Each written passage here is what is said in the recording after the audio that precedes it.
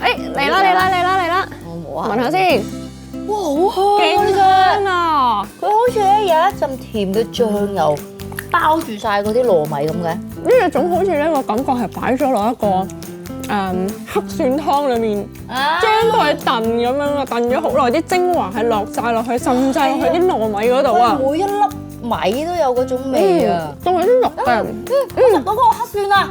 我食到呢個啊，腍腍地啊，一定係黑蒜。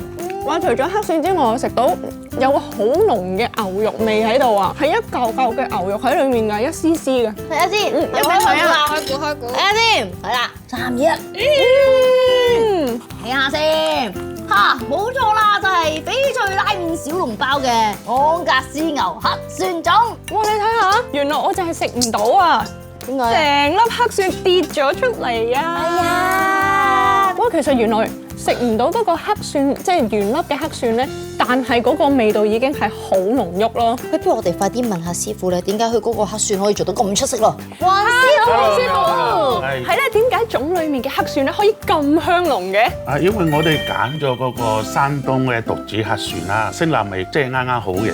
因為我哋都試過唔同嘅嗰啲黑蒜，覺得呢隻山東獨子黑蒜咧，配呢個安格斯牛肩胛肥牛咧，係味道係最突出最好嘅。係啊，我覺得真係好嘢味啊！我決定買多幾隻，我嚟送禮。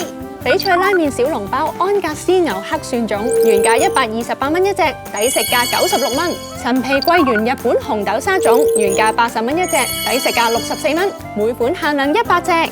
翡翠至尊端午種套裝有齊2款嘅靚種，原價198蚊一份，抵食價154蚊，每款限量100份。